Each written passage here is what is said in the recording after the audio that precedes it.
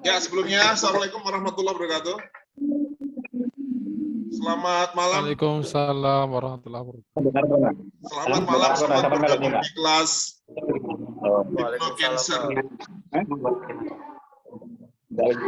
Oke, di sini nanti saya tidak akan membahas cancer dalam ranah medis ya, atau dalam ranah mikrobiologi, onkologi dan sebagainya. Ya, tapi saya membahas dalam ranah hipnosis dan hipnoterapi. Bagaimana peran hipnosis hipnoterapi untuk membantu pasien penderita cancer ya atau kanker. Ini berlaku untuk semua kanker. Sekali lagi ini kita disclaimer bahwa mengganti isi dokter juga tidak menggantikan peran dari obat-obatan medis atau kimia.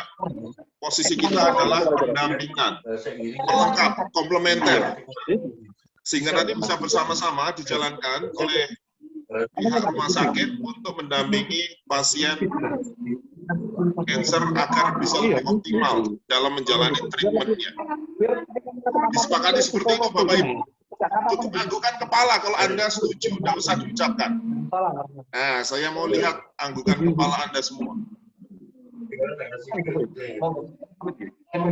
Ya, oke, Mr. Nick sudah setuju ya. Mr. Nick, please show me your thumb. Bagaimana Mr. Nick?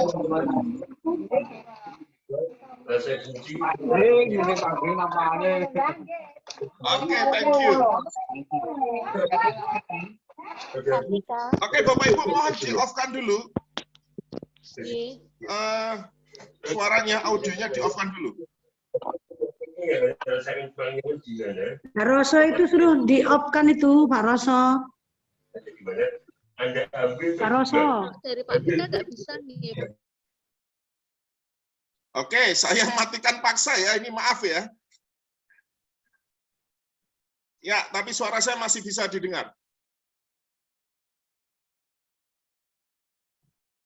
Oke, kita lanjutkan materinya. Di sini nanti kita akan bahas beberapa teknik yang ada di hipnoterapi. Saya mau konfirmasi ke Bapak Ibu semua, karena nanti saya akan membahas tentang self hipnosis. Ya, self hipnosis kalau Anda sudah sering praktek hipnoterapi, saya kira nggak masalah. Cuman ini nanti kan harus diajarkan ke pasien. Yang kedua adalah pain control atau pain management biasanya kalau di buku-buku hipnoterapi. Yang ketiga adalah age regression. Yang keempat adalah pacing future. Nah, dari keempat istilah ini, apakah ada yang asing menurut Bapak Ibu semuanya?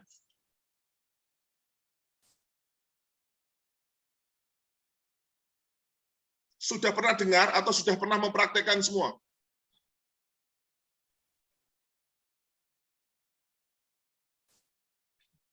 Atau apa perlu saya ulang kembali? Gimana? Sudah. Sudah ya? Oke, nanti saya bahas sekilas saja ya. Nanti yang belum paham, silakan disampaikan ketika sesi tanya-jawab.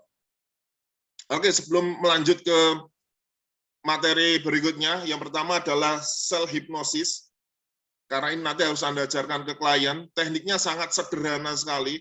Kita tidak akan membahas tentang induksi, tentang prainduksi, ya, kemudian pre-talk dan sebagainya, teknik-teknik induksi dan juga teknik deepening dan sebagainya kita nggak bahas di situ, karena itu di kelas certified hypnotist ya. Saya anggap Anda sudah mempelajarinya semua. Oke, teknik yang paling sederhana yang sering saya lakukan dan juga saya ajarkan ke klien adalah dengan cara memejamkan mata, kemudian membuat visualisasi turun. Ya, ini nanti identik dengan menurunnya tingkat kesadaran si klien. Imajinasi itu bebas, boleh menghitung angka secara menurun boleh, turun tangga boleh, turun lift boleh, ya, terserah si kliennya. Tapi ingat, sebelum melakukan self hypnosis, Anda harus melakukan heterohipnosis. yaitu memberikan edukasi atau pengalaman terlebih dahulu agar si pasien ini bisa membedakan kondisi sadar dan subconscious mind atau hipnosis atau hipnotisme atau hypnotic state. Karena orang awam yang belum pernah menjalani itu, kadang-kadang dia nggak bisa membedakan. Ya, ada orang yang sudah trance, somnambulism, deep trance, tapi dia mengakunya belum trance, tidak bisa dihipnosis, tidak bisa dihipnotis. Karena memang kondisinya hampir-hampir mirip begitu. Banyak anggapan bahwa hipnotisme itu adalah sebuah fenomena kehilangan kesadaran secara total. Itu yang direspon atau diyakini oleh masyarakat kita. Ya karena mungkin pengaruh tayangan di TV dan sebagainya ya. Nah, itu harus disampaikan bahwa hipnosis itu kondisi rileks, nyaman, santai, walaupun matanya terpejam, rileks, tapi itu bukan kondisi tidur yang sebenarnya. Bahkan telinganya masih aktif, masih bisa mendengar suara-suara di sekitarnya. Cuma di situ terjadi fenomena, salah satu cirinya, nah itu ciri-ciri trance seperti yang saya ajarkan nanti disampaikan. Matanya lengket, ya, atau apa namanya itu, REM ya, rapid eye movement. Kelopak matanya gerak-gerak sendiri di luar kontrol kita. Terus terjadi kehausan, dia sering menelan ludah, tubuhnya lunglai, ya, nyaman sekali, sampai-sampai dia malas untuk keluar dari kondisi tersebut. Dan ingat, telinga masih aktif, masih bisa mendengarkan. Kalau dia berpaham bahwa terhipnosis itu dia kehilangan kesadaran total, itu salah, itu nanti malah tidur yang sebenarnya.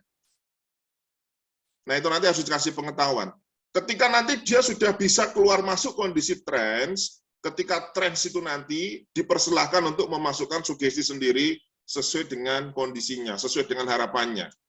Ya, kadang-kadang itu kalau baru kemoterapi pertama mungkin tidak sakit gitu ya, tapi udah kedua, ketiga, keempat, dan seterusnya mungkin baru terasa.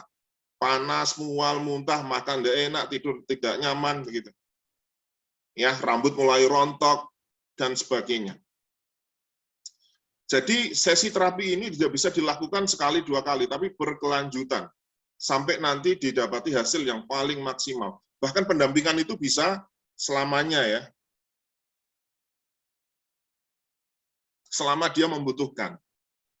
Oke, setelah memasukkan sugesti, nanti Anda ajarkan bagaimana cara menyusun sugesti. Kalau dia bingung, nggak bisa menyusun, karena kemampuan orang berkomunikasi itu beda-beda, cukup diam dan bayangkan.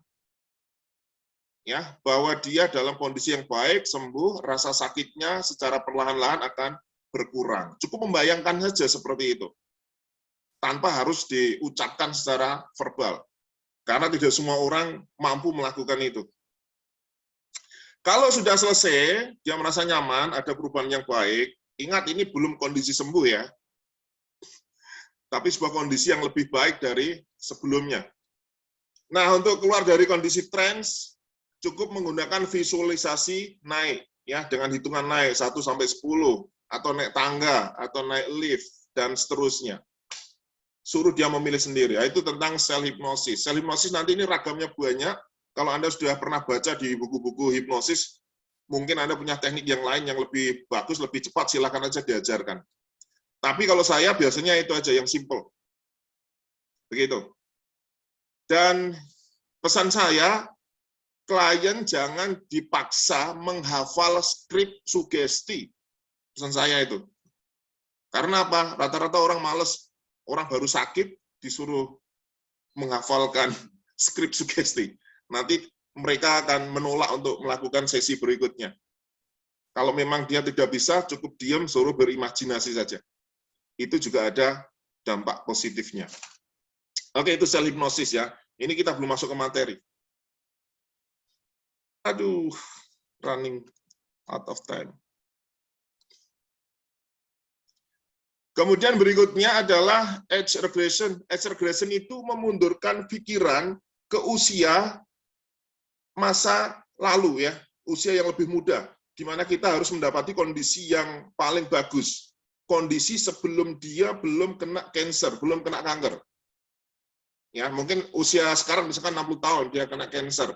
Nanti dalam proses age regression memundurkan usianya, pikirannya di bawah 60 tahun sebelum kena cancer, atau pilih usia yang menurut dia paling bagus, staminanya paling kuat, paling bagus. Suruh pilih sendiri, bisa usia 40, 30 dan seterusnya. Ya. Nah, setelah dia bisa mendapatkan itu, semangatnya, emosinya, motivasinya diminta untuk direkam sekuat tenaga, kemudian dibawa serta di usia 60 sebagai bekal, sebagai bentuk pertahanan diri dari cancer. Ya, skripnya bagaimana? Bebas. Ya, skripnya bebas, tapi poinnya itu, silakan Anda kemas sendiri. Nanti kalau pengen melihat contoh skripnya ada di video saya, Anda tinggal putar saja nanti. Ya, tapi setiap orang kondisinya kan beda-beda. Nah, itu nanti kalau Anda copy paste dengan kondisi yang beda-beda, saya khawatirnya nanti tidak bisa mendapatkan hasil yang sama. Jadi di sini Anda sebagai seorang hipnoterapis dituntut untuk kreatif, fleksibel, sesuai dengan kondisi si klien. Itu age regression. Age regression itu nanti kalau dia mengalami sebuah kondisi abreaction ya, atau abreaksi, letupan emosi dan sebagainya, Anda siapkan dulu yang namanya tempat kedamaian. Ya, yang pernah belajar hipnoterapi klinis pasti tahu. Tempat kedamaian ini nanti untuk meredam ketika dia mengalami letupan emosi ya. Secara tidak sengaja mungkin ya, dia memasuki sebuah kondisi yang sakit, yang trauma dan sebagainya, nanti suruh masuk ke tempat kedamaian itu biar reda. Setelah reda, kembalikan ke kondisi semula, dimundurkan lagi, pilih sendiri mana usia yang menurut dia paling bagus staminanya. Begitu. Kita nggak bisa menentukan dia di usia berapa. Usia muda belum tentu dia staminanya bagus. Bisa jadi waktu kecil, usia 20-an gitu, dia sering sakit-sakitan, tapi usia yang 30 itu yang usia maksimal, menurut dia. Jadi bukan kita yang menentukan. Oke, kira-kira untuk age regression ini ada kesulitan apa tidak? Bapak Ibu semua. Memundurkan usia ke masa lalu, suruh pilih usia yang paling bagus dalam kondisi sehat sebelum dia kena cancer. Semangatnya, motivasinya, kualitas kesehatannya disuruh untuk direkam secara kuat, dibawa serta ke usia sekarang. Begitu. Kalimat pengantarnya, pembimbingnya bebas. Gimana? Kesulitan enggak kira-kira? Oke, nanti kita kasih contoh. Kalau ada kesulitan nanti bisa contek teknik saya. Tapi jangan putus, Master. Gimana? Ya, gimana tadi? Saya kurang dengar ada yang ngasih masukan. Oke, kita lanjut berikutnya. Berikutnya apa tadi ya? Jangkar, ya jangkar, anchor. Pasang anchor. Jadi anchor ini fungsinya untuk memantik ketika dia dalam kondisi sakit yang tiba-tiba, misalkan ya. Jadi orang cancer itu kebanyakan memang mereka sudah down, mereka kehilangan semangat hidup, mereka kehilangan cita-cita, mereka bahkan sudah apatis, sudah pasrah begitu, menyerah dan sebagainya. Nah, kondisi-kondisi seperti itu justru semakin memperparah. Orang dalam kondisi takut, cemas, khawatir yang berlebihan, itu membuat tubuh kita menjadi semakin asam ya. Dan cancer itu sangat suka kondisi tubuh yang asam itu, cepat banget untuk nyebar. Nah, itu harus dijaga itu. Jadi kondisi asam itu tidak disebabkan karena makanan semata ya, karena karsinogen, karena radiasi, makan makanan yang dibakar, makan daging merah dan sebagainya. Tidak hanya itu saja. Kondisi stres, takut, cemas, menyalahkan diri sendiri, sakit hati, dendam, takut mati dan sebagainya. Itu harus dinetralisir. Anda bisa bikinkan jangkar di sana nanti. Caranya bagaimana? Bikin jangkar. Di sini ada yang bisa atau sudah sering membuat jangkar? Ada Mas Iim, mana Mas Iim? Sudah, Master. Sudah? Sudah, Ada yang Master. Oke, saya kasih kesempatan, ada yang belum bisa bikin jangkar, anchor, ancor, atau bahasa pemulanya ancor, anchor. Anchoring. Ya, Anchoring. anchor ini tekniknya macam-macam, Bapak Ibu. Ya, yang paling sering saya gunakan itu adalah menggunakan ini kepalan tangan ya. Kita kepalkan 3 kali untuk memacu kondisi yang nyaman dan sehat. Jadi nanti sebelumnya dibikin trance, rasa sakitnya itu nanti disuruh untuk diperbesar sendiri. Ya, saya hitung 1 sampai 5. Rasa sakitnya itu tolong diperkuat, diperbesar lagi 1, 2, 3, 4, 5 ya. Pertahankan, rasa sakitnya pertahankan. Dan saya akan hitung ke bawah mundur 5 sampai 1. Rasa sakitnya kamu kurangkan sendiri sesuai keinginan Anda gitu kan. 5, 4, 3, 2, 1. Diulang lagi. Kurang lebih 5 sampai 10 kali biar kuat. Ya. Nah, setelah itu terjadi, nanti tidak perlu pakai sugesti ya, tapi diganti dengan kepalan tangan juga bisa. Ya. Sugestinya nanti langsung diparalelkan ya. Setiap Anda mengepalkan 3 kali, maka kondisi nyaman ini akan Anda dapatkan persis seperti saat ini. Jadi tidak perlu mengulang-ulang seperti tadi. Ya, atau pakai sentuhan telinga juga boleh 3 kali, sentuhan hidung juga boleh. Ya, menggabungkan jari-jari seperti ini juga boleh. Bebas. Ya, intinya mengkonversi perasaan kurang nyaman, sakit, nyeri, dan sebagainya ke kondisi yang lebih baik. Ya, setelah itu dikeluarkan dari kondisi trance. Mungkin Bapak Ibu punya teknik yang lain yang lebih mudah, lebih simpel, silakan dipakai ya. Itu yang biasa saya gunakan. Oke, yang berikutnya adalah apa tadi? Pain control ya, manajemen kontrol. Pain management. Mengontrol rasa sakit. Mengontrol rasa sakit ini karena biasanya efek ini ya, kemoterapi ya. Caranya adalah dengan sel hipnosis juga. Sel hipnosis, dia masuk dalam kondisi trance, ya, suruh perbesar lagi, sakit sesakit-sakitnya. Kalau pusing sepusing-pusingnya, mual semual-mualnya, biasanya mual itu. Ditahan, ya, kemudian diredam sendiri. Nanti bisa membayangkan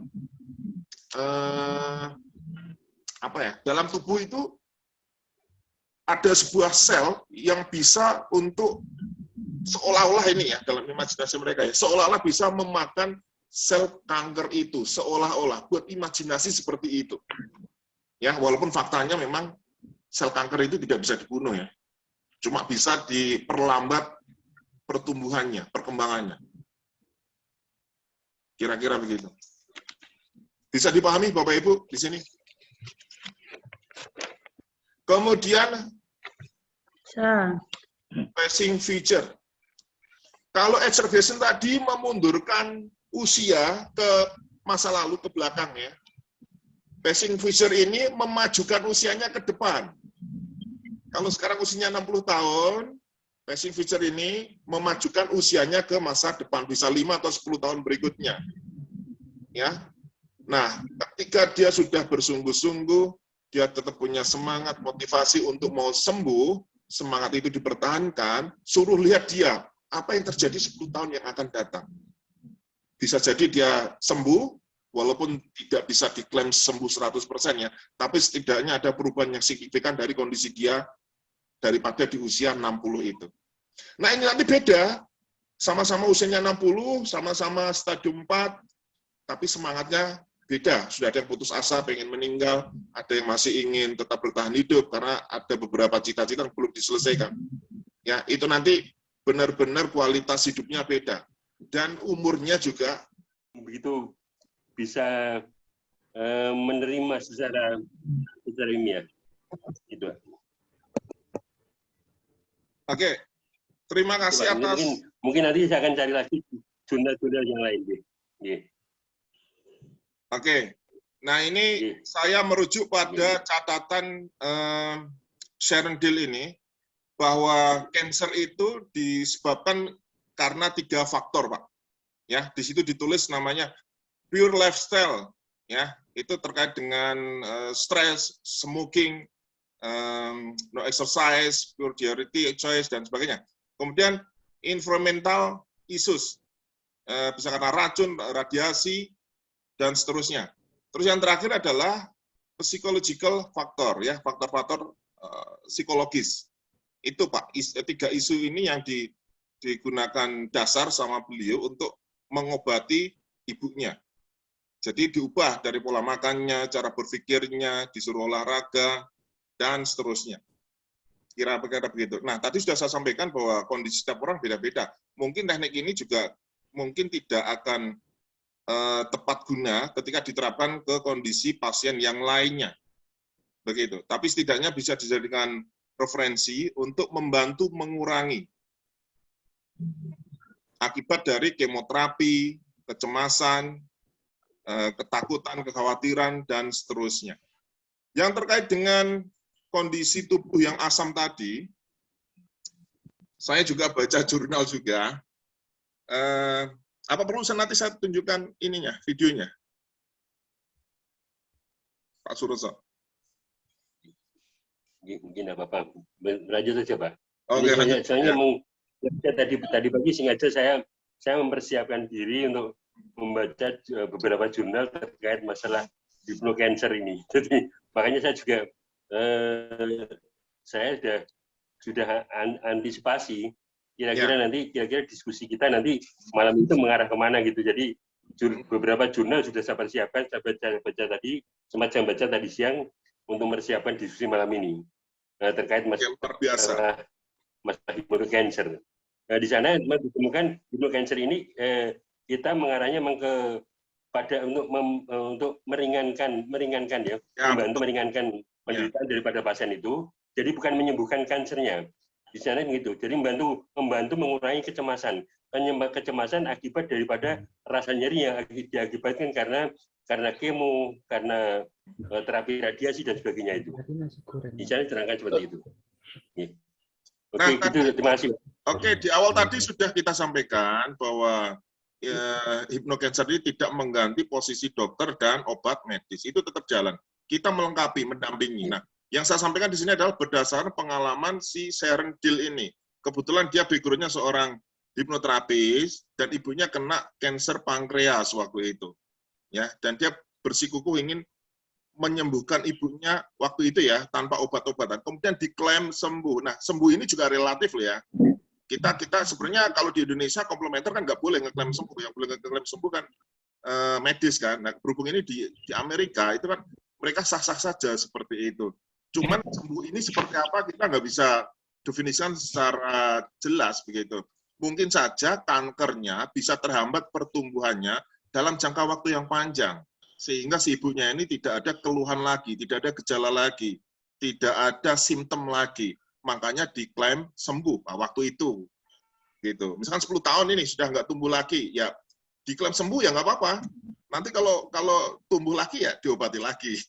Mungkin seperti itu, Pak. Ya, jadi memang yang saya pahami memang sel kanker ini nggak bisa dibunuh ya dalam pendekatan medis. Saya sudah baca beberapa literasi ini, belum kan begitu. Yang bisa dilakukan adalah menghambat pertumbuhan sel kanker ya. Bahkan kemoterapi sendiri juga tidak mengobati. Imunoterapi juga tidak mengobati. Laser juga tidak mengobati. Semuanya hanya memperlambat pertumbuhan sel kanker. Nah, berhubung si Sharon Deal ini bukan orang medis, dia seorang awam, basicnya hipnoterapis, nah dia menyampaikan seperti itu. Nah, ini nanti bisa dijadikan referensi, tapi tidak boleh diklaim sebagai penyembuh atau sebagai pengobat medis atau pengganti dokter. Ini hanya pelengkap saja, Pak. Kira-kira begitu, Pak. Oke, bisa diterima, Pak Suroso? Oke. Nah, ini kasus Terima kasih, Pak Pika. Kasus saya yang terakhir, kemarin itu sudah beberapa saya sampaikan di seminar, saya menangani kanker ginjal, kanker ginjal. Jadi kankernya sudah merusak satu ginjal, terus dokter memberi pilihan, ini kankernya mau diambil, dipotong, atau diikat, biar tidak menyebar ke ginjal yang sebelahnya. Begitu. Nah, kalau dipotong, diambil, itu kemungkinan besarnya meninggal dari tindakan operasi itu. Kalau diikat, kemungkinan, walaupun tidak sembuh ya, kemungkinan masih bisa bertahan agak lama, itu masih ada. Begitu. Tapi tetap menjalani kemoterapi. Akhirnya dipilih pilihan yang kedua ini. Terus setelah 5 kali kemoterapi, dari jadwal 20 sesi, karena satu sesinya itu sekitar 5 juta Pak, kalau tidak salah itu 2 minggu sekali. Kebetulan ini orang kampung, ibunya cuma kepala sekolah gitu, jadi sudah habis banyak banget. Akhirnya diputuskan untuk berhenti kemoterapi. Terus beralih ke alternatif. Sudah ke Mbah Dukun, Pak Ustadz, dan sebagainya. Terakhir minta tolong ke saya. Nah, jadi kondisinya itu memang sudah seperti jenazah hidup ya, karena memang ginjalnya juga sudah nggak fungsi. Jadi pakai popok bayi itu, pakai pampers ya. Badannya kurus, dia makan, apapun yang dia makan itu, keluar itu BAB ini maaf ya, bentuknya masih sama. Makan nasi, keluarnya nasi. Jadi pencernaan sudah tidak fungsi. Gitu. Jadi seperti mayat hidup begitu, Pak. Kemana-mana harus dipupuk. Nah, itu waktu saya terapi pertama, paginya dia sudah bisa berdiri, berjalan, tapi masih tambatan. Bisa ke kamar mandi sendiri. Terus sesi kedua, minggu kemudian, dia sudah mulai bisa berjalan. Pencernaannya mulai fungsi. Waktu sudah stop, Pak. Sudah nggak mampu lagi beli obat-obatan dari dokter, karena perawatannya sudah lama ini sebenarnya. Gitu. Nah, yang minggu kedua itu dia sudah bisa sampai jalan-jalan ke pantai, main basket, dan sebagainya. Sama orang kampung sampai di... Alhamdulillah. Cuman saya bilang sama ibunya itu, karena ini sudah stadium akhir, karena sudah parah begitu, jadi peluang untuk sembuhnya kemungkinan tidak ada. Jadi yang bisa kita lakukan adalah memperpanjang sedikit usianya dari vonis kematian dokter, sekitar 6 bulanan. Dan betul setelah 6 bulan, pasiennya meninggal. Kira-kira begitu, Pak. Nah, ini kalau saya disuruh menjelaskan secara medis juga susah, karena basic saya juga bukan orang medis. Apa keterkaitan dari kompleksitas cara berpikir kita, pikiran kita terhadap organ tubuh, terhadap sel kanker, sampai bisa dia pertumbuhannya sampai bisa digagalkan atau diperlambat dan sebagainya dengan metode seperti ini. Tentunya kita harus melakukan monitoring secara internal gitu kan. Kita harus mengkajinya mungkin sampai puluhan tahun dan menemukan kesimpulannya. Nah, setidaknya ini bisa dijadikan cikal begitu ya, agar generasi berikutnya nanti bisa mengembangkan lebih dalam lagi. Kira-kira begitu, Pak. Bisa diterima, Pak? Oke, siapa? Bisa, Pak. Selama ini apakah sudah ada semacam evidence base, Pak? Evidence base untuk dalam penanganan hipokanker ini, tingkat keberhasilannya? Apakah sudah ada evidence base-nya? Nah, kalau ingin melakukan, oke, kita merujuknya ke medis lagi ya, medicine by evidence ya. Pengobatan berbasis bukti, kira-kira begitu Pak ya? Oke, ya, kita kembali. Jadi mungkin sudah ada penelitian metode ini tingkat keefektifannya seberapa besar gitu, tingkat keefektifannya ini. Seperti itu. Oke, itu tergantung kondisi masing-masing pasiennya Pak. Di cancer itu kan ada stage-nya kan, stage 1, 2, 3, 4 sampai tingkat lanjut, begitu. Nah, kalau dia masih terdeteksi sejak awal, stadium awal, tentunya ini lebih mudah dibantu untuk ya istilahnya sembuh ya, walaupun kita nggak tahu nanti akan muncul lagi. Itu kalau masih stadium awal. Tapi rata-rata di Indonesia itu yang periksa ke dokter itu kalau sudah stadium 3, stadium 4, stadium akhir. Jadi kalau sudah parah baru di check up, baru ketahuan. Nah, di situ repotnya, Pak. Tanyakan efektivitasnya, karena ini bukan obat kimia yang harus disuntikkan berapa mililiter, harus dikonsumsi berapa miligram, ada reaksi kimiawi terhadap respon tubuh, ya tentunya Anda bisa. Tidak bisa diukur seperti itu, Pak, karena kita komplementer, hanya pendamping. Istilahnya pendamping gini, Pak, ya syukur-syukur alhamdulillah bisa memberikan kontribusi, alhamdulillah gitu. Kalau tidak bisa, ya enggak apa-apa, karena memang tidak ada dampak negatifnya. Kira-kira begitu, Pak. Jadi kalau mau disandingkan dengan obat kimia, nggak bisa, Pak. Begitu. Cara orang menerima sugesti juga beda-beda. Lah kalau obat itu, setiap orang kan pasti responnya kurang lebihnya sama. Nggak peduli dia termasuk high suggestible, dia masuk moderat atau low suggestible. Kan nggak masalah. Obatnya tetap bekerja begitu. Nah kalau di hipnoterapi beda-beda. Kita ada pembedaan tipe sugestibilitas. Nanti dibeda lagi jenisnya. Ada yang physically suggestible, ada yang emotionally suggestible, ada yang intellectually suggestible. Beda lagi cara memberi sugestinya. Nah ini tidak bisa pukul rata seperti obat dengan memainkan dosis saja. Begitu. Jadi ini semacam apa ya, suplemen mungkin ya, tambahan untuk mempercepat si pasien ini akan lebih baik. Meskipun belum bisa dikatakan sembuh. Oke, bisa dipahami Pak ya? Kita lanjutkan. Terima kasih, Pak. Oke, teman-teman yang lain ada yang mau ditanyakan sekalian? Mr. Nick, do you have a question, please? Belum Pak, sepertinya semua sangat jelas sekali. Mungkin bagaimana kalau ada anak yang sakit kanker, Pak? Karena banyak seperti age regression itu untuk orang yang sudah agak tua. Tapi kadang-kadang ada kasus, ada anak kecil atau ada remaja yang sakit kanker. Kalau kita mau tangani klien atau pasien yang usianya masih muda, gimana ya Pak? Oke, itu pertanyaan yang sangat cerdas sekali. Oke, hipnosis, hipnoterapi intinya itu di komunikasi, Mr. Nick. Jadi asalkan dia bisa melakukan komunikasi 2 arah bisa dilakukan. Saran saya untuk anak-anak kurang lebih usia 6 atau 7 tahun.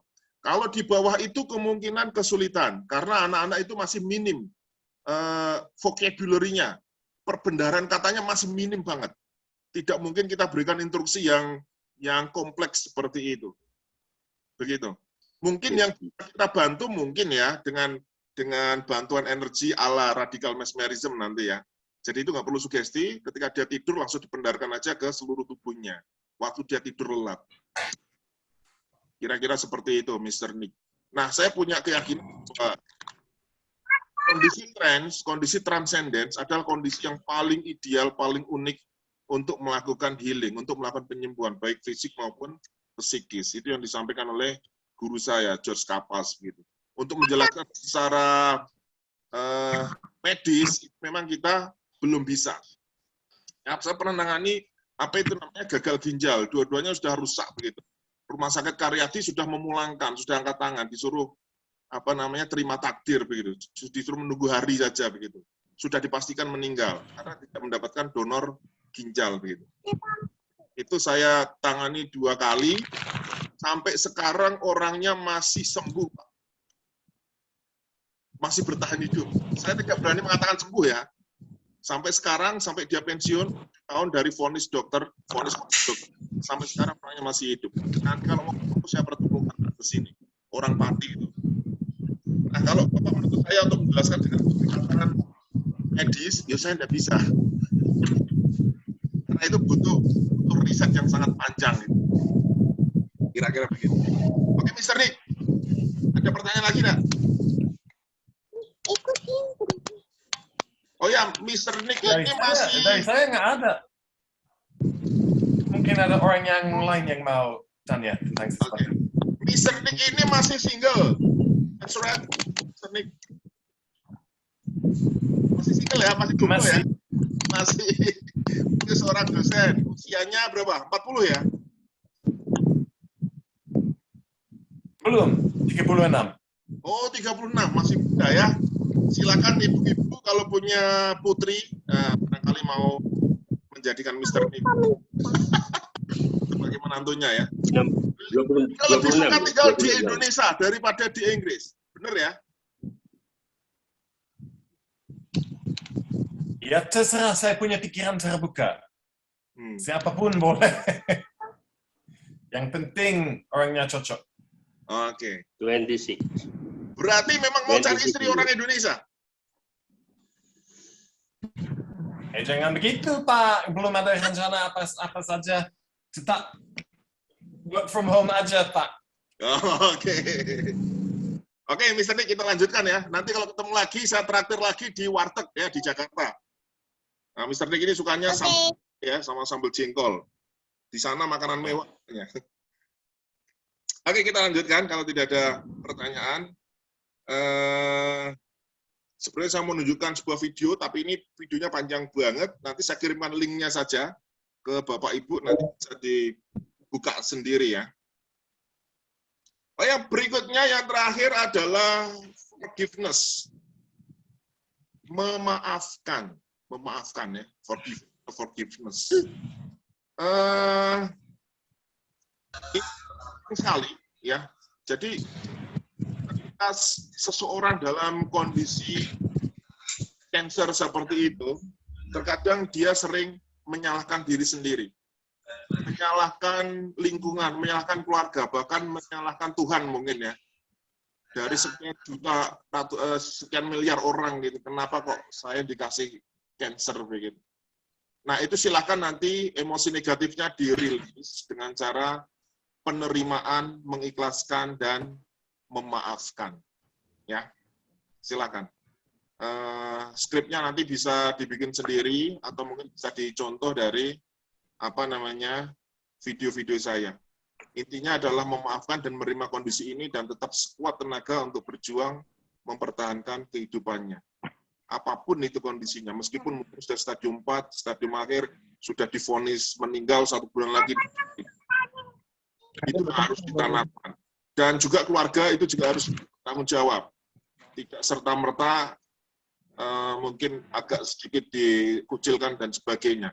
Tetap dianggap itu menjadi bagian keluarga yang utuh. Karena keluarga ini perannya luar biasa sekali untuk memberikan motivasi si klien agar tetap mau bertahan hidup lebih lama lagi. Begitu. Kemudian untuk passing future tadi, membawa pikiran ke masa depan, itu silahkan dipilih sendiri waktunya. Misalkan begini, misalkan dia dalam kondisi putus asa, dia sudah menolak untuk kemoterapi, dia sudah menolak mengkonsumsi obat-obatan dari dokter gitu. Nanti di bawah 5 atau 10 tahun ke depan gitu. Apa yang terjadi pada tubuhmu 5 tahun yang akan datang kalau kamu tetap mempertahankan seperti ini? Ya, dalam hitungan ketiga, majukan pikiran kamu 5 tahun ke depan, 1, 2, 3, 4, 5. Suruh melihat, suruh merasakan. Apakah kondisinya baik atau lebih parah? Nah, nanti dibandingkan dengan kondisi dia yang terus mau bertahan, menjalani treatment, pengobatan dari dokter, minum obat, mungkin ada treatment yang lainnya, silahkan, termasuk hipnoterapi, treatment apapun lah. Ya, itu ketika dijalankan dengan sungguh-sungguh, kira-kira apa yang terjadi 5 tahun yang berikutnya. Nanti disuruh membandingkan. Sehingga nanti akan timbul kesimpulan. Dia akan pilih putus asa atau tetap bersemangat untuk melanjutkan kehidupan ini. Jadi disuruh membandingkan. Siapa sih? Contoh videonya nanti ada. Bapak Ibu bisa melihatnya ya. Kira-kira ada bayangannya enggak ini untuk melakukan passing future ini? Mas Iim mungkin bisa melengkapi, Mas Iim Marudin. Mas Iim masih ada di situ enggak, Mas Iim? Hei, Pak. Oke, Bu Yani mau melengkapi, Pak Suroso?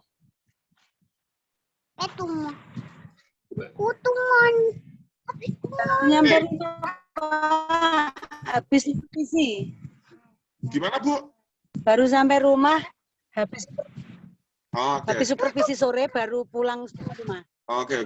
Iya. Oke, untuk tambahan lagi, kalau si klien itu memang dia memiliki pola hidup yang kurang sehat ya, misalkan alkoholik ya, perokok, mungkin dia pemakai narkoba dan sebagainya, itu mau tidak mau harus dihentikan. Ya, ini saya banyak baca artikel bahwa kebiasaan seperti itu juga berpengaruh pada kondisi buruk si klien. Nah, itu harus ditegaskan ketika Anda memang dimintai untuk melakukan pendampingan. Begitu. Nah, biasanya nanti kita kerjasama dengan rumah sakit atau dengan dokter untuk menangani kasus ini secara bersama-sama.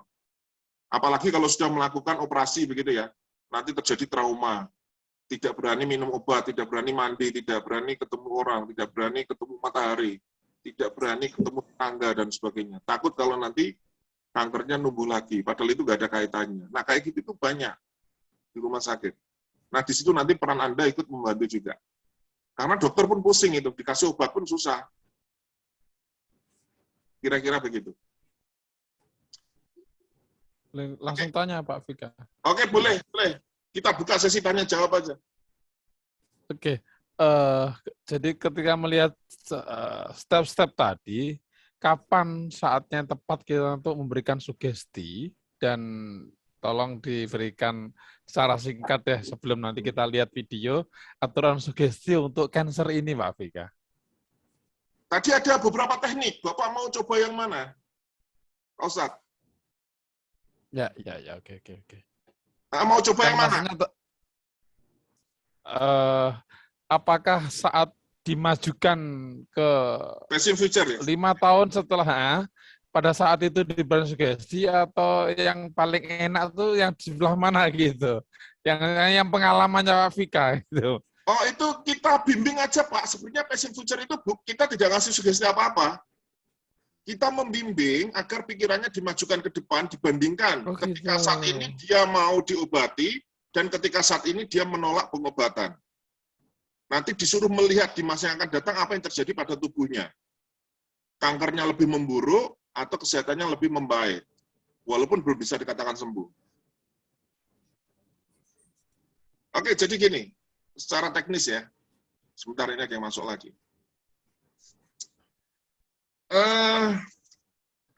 Secara teknis begini, ini kalau si klien awal Anda ketemu, ya, karena mungkin dokter ini sudah putus asa, tidak bisa melakukan terapi lanjutan, karena si klien ini mungkin sudah putus asa, sudah skeptis begitu bahwa kankernya tidak bisa sembuh, dan dia hanya menunggu kapan kematiannya akan dia dapati begitu. Ya. Nah, ini bisa Anda terapkan, bahwa Anda memiliki peran untuk bisa memotivasi dia agar dia mau menjalankan pengobatan ini. Ya, selain pengobatan hipnoterapi ya, dia harus tetap mau melanjutkan pengobatan medisnya. Nah, di sini nanti pinter-pinter Anda agar dia mau menjalani sesi hipnoterapi ini. Makanya di depan itu waktu wawancara, waktu pre-talk-nya itu harus Anda kasih edukasi dulu. Ya, misalkan usianya tua, sudah maaf ya 60 begitu kan. Ya. Usia 60 itu saya yakin itu bukan sebuah akhir perjalanan hidup manusia. Usia 60 itu beberapa orang masih punya cita-cita yang belum terwujudkan. Mungkin dia ingin melihat cucunya lahir, dia ingin melihat anaknya yang terakhir wisuda. Mungkin dia untuk menerima kondisi bahwa dia nanti suatu saat pasti, jadi pasien lebih siap, suatu saat nanti apabila ajal sudah dijemput, itu dia lebih, hatinya lebih kuat, dan dia lebih bisa menerima, dan kondisi pada saat dia sudah mendekati ajal pun, dia lebih siap, seperti itu. Kalau menurut saya seperti itu, karena pengalaman saya untuk terapi seperti kemarin ada seorang ibu yang suaminya meninggal 3 bulan yang lalu, dia selalu menangis apabila melihat atau teringat suaminya meninggal. Ternyata ibu tersebut bisa teratasi atau bisa masalahnya bisa ini hanya saya tidak perlu dengan clinical terapi yang menggunakan ya seperti kalau orang keperawatan atau medis itu swab gitu. Jadi dengan cara terapi cepat itu dia membaik, dan bahkan kalau mengingat suaminya dia tersenyum bahagia dan mengirimkan doa terus gitu. Jadi menurut saya untuk hipnoterapi itu tidak mesti harus dilakukan ini skrip yang terlalu panjang atau terlalu ini, tergantung dari sang terapis. Kalau sang terapis itu misalnya sudah punya pengalaman kalau memberikan terapi itu seperti ini. Makanya peserta itu tidak suka kalau kita memberikan teori terlalu panjang. Makanya saya ajarkan untuk skrip yang pendek tapi jitu seperti itu. Sama juga dengan cancer. Jadi untuk cancer menurut saya tergantung bagaimana sang terapis memberikan support kepada pasien sehingga pasien tersebut kuat, daya tahan tubuhnya itu tidak mudah lemah. Tujuan yang utama itu dia kuat hatinya sehingga kalau dia rapuh itu dia daya tahan tubuh akan menurun sehingga mempercepat kematian. Itu menurut saya. Tapi kalau menurut yang lain monggo silahkan karena dengan support yang tinggi kepada pasien dia akan daya tahan tubuhnya itu naik sehingga kematiannya itu bisa bukan tertunda karena kematian itu kan sudah ditentukan oleh Allah. Tapi dia akan lebih panjang gitu. Gitu Pak Pika, terima kasih. Mungkin Bu Yani ada contoh skripnya yang pendek tapi jitu mungkin bisa dikasih tahu ke teman-teman semua. Yang biasanya dipakai. Sebenarnya bisa. Kak, saya itu kalau memberikan terapi kepada pasien, itu saya kan belum mempelajari hipnoericksonian. Tapi setiap saya memberikan sugesti, itu mesti lari ke situ. Contohnya, pasien, klien dengan dia sedih, merasa sudah tidak mempunyai harapan untuk hidup lebih lama seperti itu. Itu kalau saya misalnya dengan kematian contohnya, itu meskipun saya belum mempelajari hipnoericksonian, tapi saya setiap memberikan terapi itu saya bawa dia ke Yang Maha Kuasa dulu. Contohnya seperti ini. Sebentar Bu, dibawa ke Yang Maha Kuasa artinya gimana ini Bu? Di dalam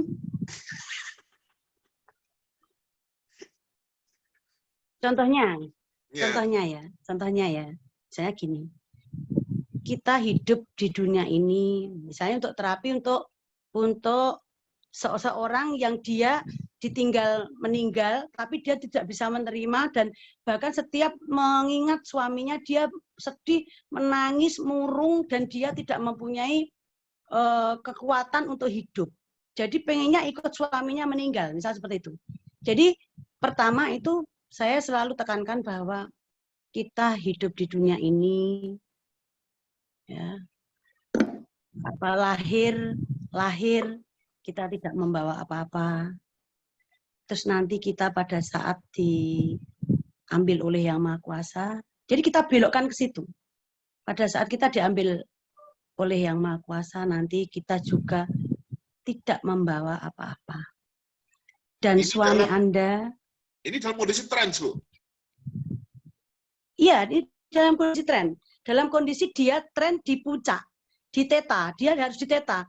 Kita sebagai seorang terapis harus bisa membuat dia lari ke teta. Makanya saya itu setiap menidurkan pasien, jarang saya gagal. Jarang bahkan misalnya 100, misalnya dihitung 100 pasien, 10 pasien belum tentu satu itu saya tidurkan gagal. Bahkan di depan orang banyak 50 sekian itu saya pede aja di depan, dia mesti tren gitu.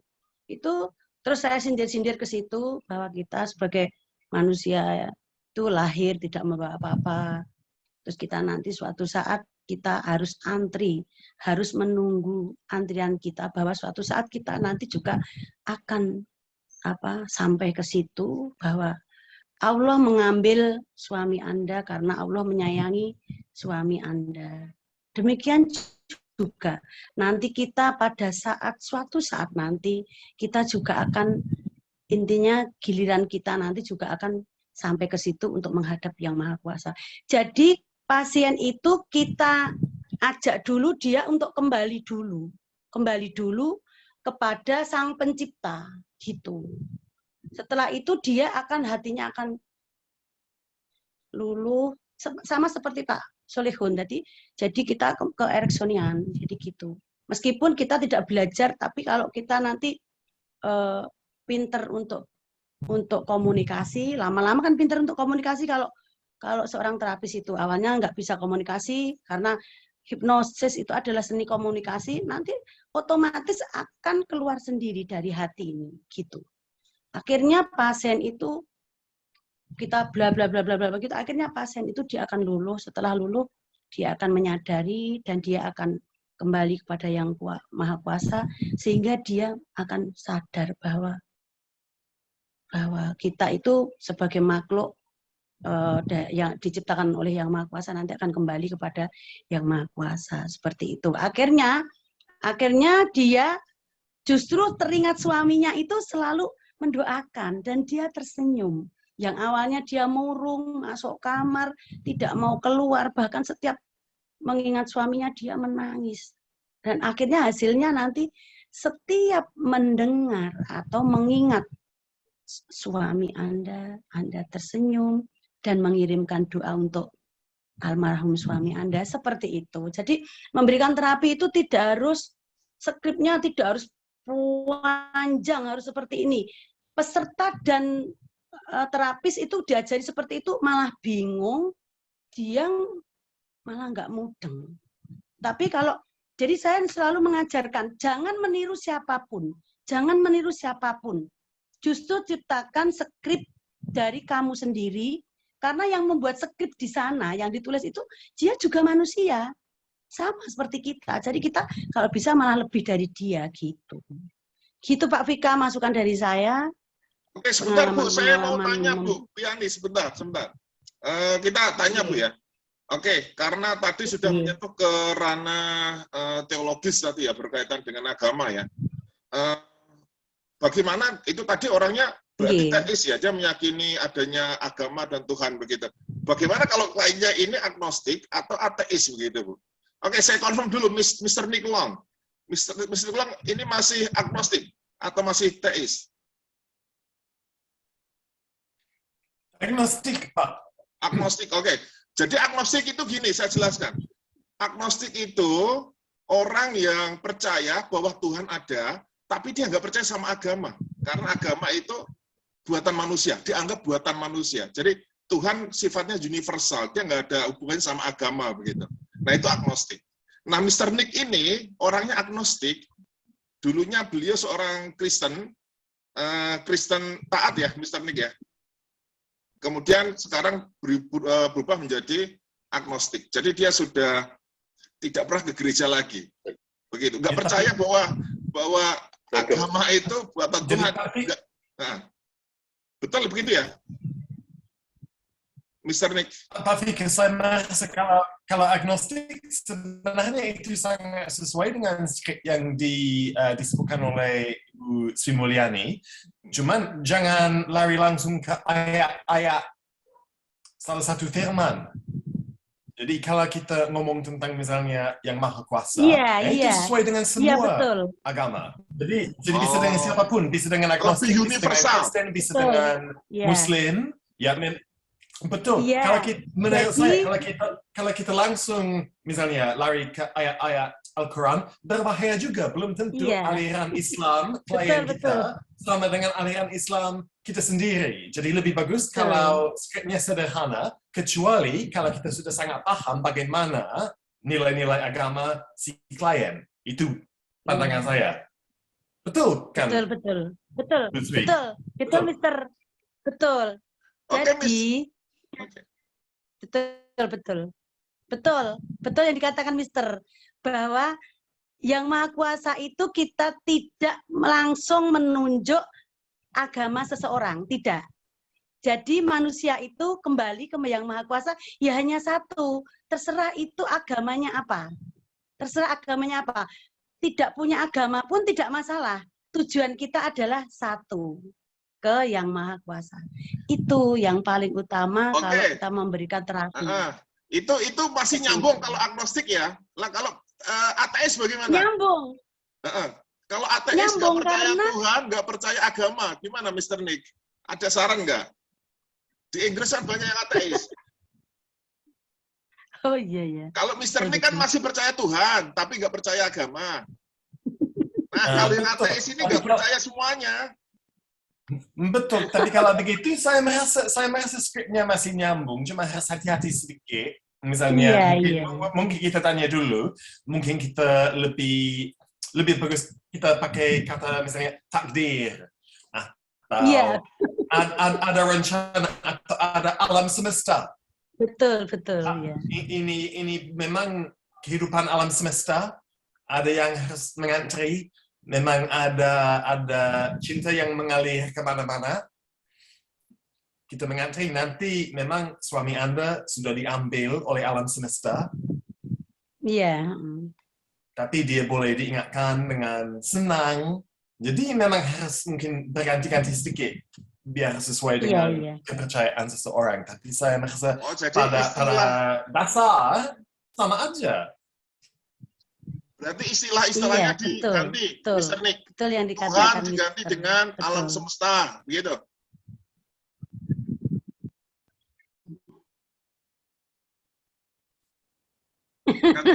Ya, menurut saya mungkin itu strategis.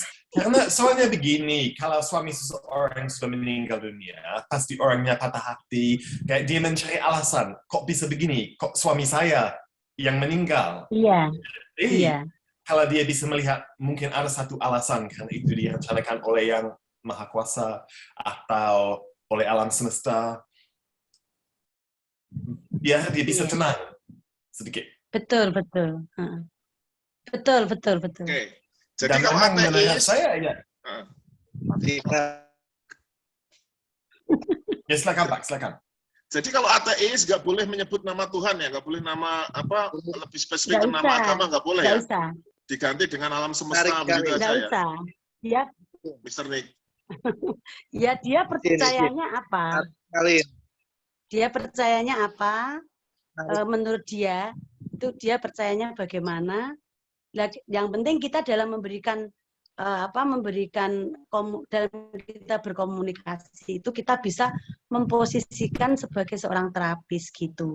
Sama juga cancer.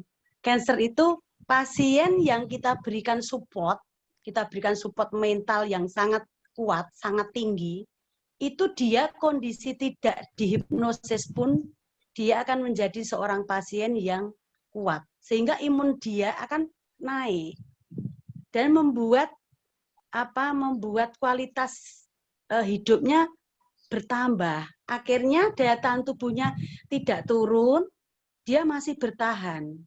Dan pada saat dia meninggal pun dia siap gitu. Sebenarnya itu yang penting. Karena diagnosa keperawatan pun itu kalau saya dan diagnosa kedokteran misalnya kan ada dokter dan perawat itu kan sama punya punya swab. Itu kalau diturut-turut gitu, belum tentu yang swabnya tirik-tirik itu tuh dia membuat, belum tentu. Harus ada teknik. Memang kita harus punya teknik bagaimana agar membuat dia gitu. Termasuk cancer. Kita berikan support, kita berikan edukasi, kita berikan bahwa hidup di dunia ini seperti saya pun yang masih hidup segar seperti ini pun saya harus siap pada suatu saat Allah atau Yang Maha Kuasa mengambil saya suatu waktu. Jadi hati saya ini harus sudah siap. Ya itu yang membuat kita sehat dan pikiran kita harus positif, itu aja. Soalnya belum tentu kita sehat seperti ini, kita tuh tidak. Belum tentu kita meninggalnya lebih lama, kan tidak seperti itu. Karena itu adalah suatu takdir dan harus kita yakini di dalam hati bahwa suatu saat entah kapan, entah jamnya kapan, kita harus siap untuk menghadap Yang Maha Kuasa. Yang paling penting kalau memberikan support kepada pasien itu seperti itu, dan sudah saya buktikan pada pasien-pasien yang ada di rumah sakit. Setiap saya berikan support seperti itu, dia langsung hatinya langsung besar hatinya. Dia langsung, oh iya ya, gitu. Itu yang penting untuk cancer. Jadi selain apa yang diberikan Pak Vika tadi, yang utama itu. Ternyata support untuk pasien pun tanpa dihipnosis pun itu sudah saya buktikan bahwa empati kita terhadap pasien itu adalah yang utama.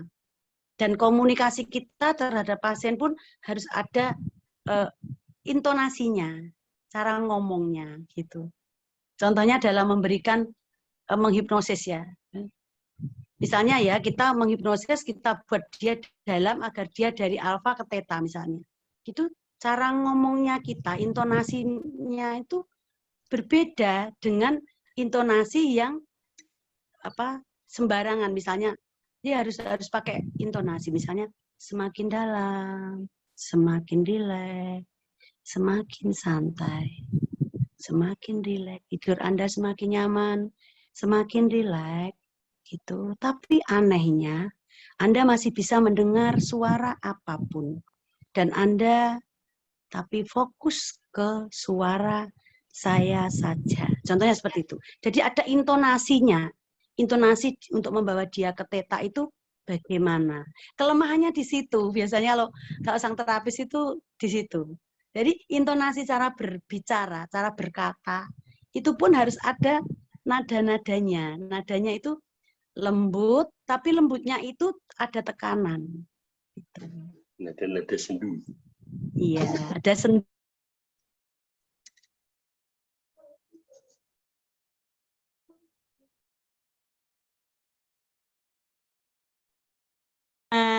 Ada yang membuat hatinya itu ini. Kelemahan seorang terapis itu di situ dalam berbicara. Iya, jadi membuat terenyuh di hati. Itu adalah di komunikasi. Jadi harus ada intonasi, misalnya dalam berbicara pada saat kita membuat dia dari alfa ke theta, contohnya kita dalam satu, misalnya gitu, satu, Anda tidur pada titik puncak yang paling dalam. Bagus. Bagus, pertahankan seperti itu. Jadi ada intonasi. Itu insya Allah teman-teman tanpa rumit pun insya Allah akan banyak membantu masyarakat luas. Terima kasih masukannya Bu Yani, Mr. Nick. Ada yang mau menambahkan lagi? Pak Sudarma mana ini? Nggak kelihatan Pak Sudarma, Mas Iin, Mas Lukman. Oh ya, ini nanti yang ingin mendapatkan sertifikat, tolong di-capture layarnya ini, di-screenshot, di-capture, tunjukkan nama Anda. Nanti japri ke WA saya ya. Kasih nama sama alamat. Mr. Nick butuh sertifikat enggak? Saya kasih digital nanti ya. Masih ada tadi di kampus, Pak. Bagaimana Mr. Nick? Bisa untuk ambil utang. Iya. Sertifikatnya bisa minta untuk jaminan utang, Pak ya. Bagaimana Mr. Nick? Apa, Pak? Mr. Nick nanti mau jadi pembicara enggak nanti? Teman-teman diajarin hipnotis pakai bahasa Inggris. Jadi native speaker. Waduh, mungkin kalau ada pembicara-pembicara yang lain, saya tidak percaya diri menjadi narasumber. Belum percaya diri. Anda kan profesor dokter, nggak pede. Soalnya Pak, sudah lama saya tidak bersempat praktek hipnoterapi. Jadi saya harus ingat semuanya dulu, atau nanti ada bahaya saya menyampaikan informasi yang salah. Kasihan kalau begitu. Oke, jadi Anda Mr. Nick ini kok native speaker, jadi kan logatnya itu kan asli gitu. Daripada yang Indonesia kan logatnya Jawa semua ini. Nanti saya terapi dulu ya, biar pede ya. Nanti saya terapi dulu biar pede, nanti jadi pembicara ya. Oke, Mr. Nick. Oke. Oke, harus pede. Itu profesor kok nggak pede gimana sih? Tak copot nanti gelarnya.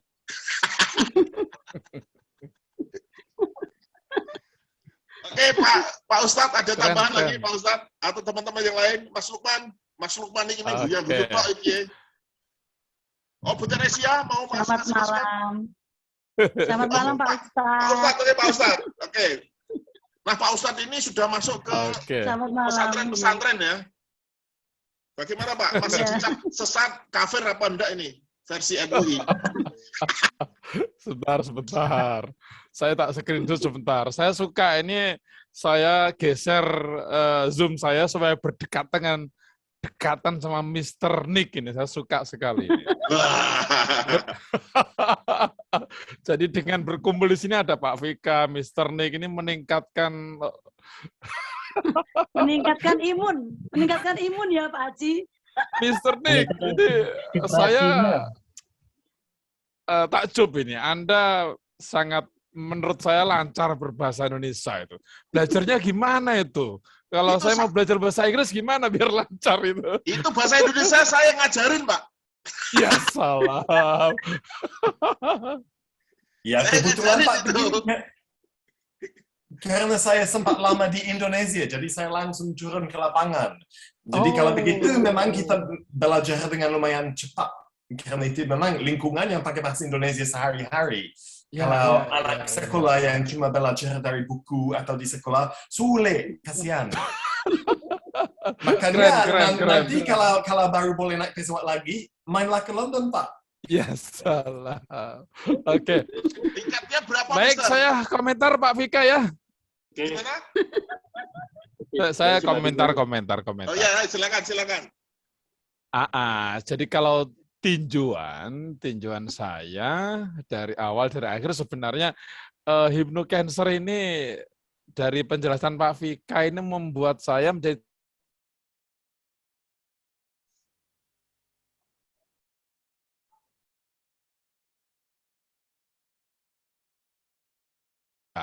jadi bukan hanya cancer saja ini.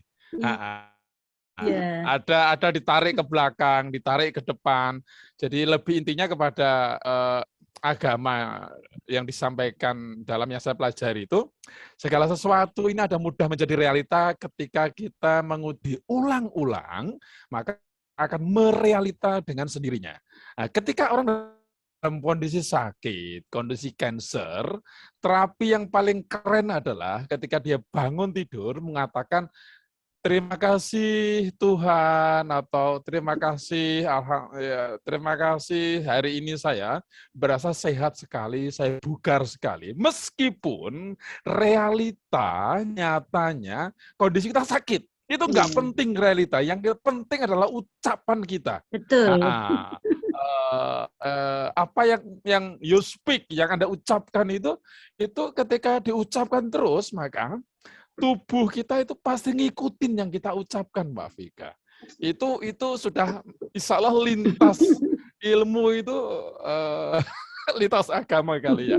Tubuh kita, manusia, akan cenderung dan lintas sistem tubuh. Betul, mengikutin apa yang diucapkan seseorang. Nah, inilah yang kemudian yang ilmu dari Pak Vika itu yang saya ingat terus, mind and body one system, itu keren sekali itu Pak. Terima kasih Pak Vika. Artinya apa Pak? Tubuh dan jiwa itu satu sistem. Tahu apakah sistemnya Android atau sistemnya apa? Coba itu. Terima kasih. Salam kenal Mr. Nick. Senang bertemu Anda Mr. Nick.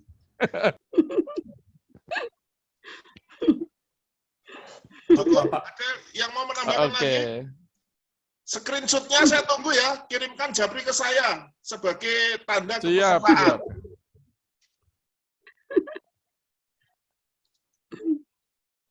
Rata-rata kalau orang Inggris masuk ke ruang terapi dan cuma berdiskusi untuk mengatasi satu masalah, mungkin dia bisa dapat sedikit informasi, misalnya kalau ada mental block, bagaimana dia bisa mengatasi mental block, tapi jarang pakai trans. Padahal sudah terjamin trans bisa efektif untuk mengatasi banyak hal, tapi selera orang awam di Inggris pada saat ini tidak banyak yang lari ke situ. Cuman karena saat ini lagi ada banyak orang yang trauma karena pandemi COVID ini, sepertinya di tempat masing-masing ada yang mulai lebih berantusias mengeksplorasi hipnoterapi dan segala macam sebenarnya terapi masing-masing untuk mengatasi kesulitan-kesulitan dari tahun-tahun yang terakhir ini. Jadi saya belum berani katakan bahwa hipnosis dan hipnoterapi sedang berkembang di Inggris, tapi ada kemungkinan bahwa hipnoterapi akan berkembang. Cuman yang juga mulai agak populer di sini itu kayak terapi yang pakai AI, Artificial Intelligence, kayak robot atau app di HP. Jadi kita misalnya menulis, aduh saya lagi sakit, saya lagi stres, saya depresi, karena alasan-alasan tertentu. Nanti HP yang langsung kasih saran. Kalau begitu, coba gini, mungkin Anda bisa mengulangi ini. Tapi itu juga agak berkontroversi karena tidak semua orang yang senang ditangani oleh teknologi daripada ditangani oleh seseorang. Jadi, ya itu lingkungan di sini pada saat ini.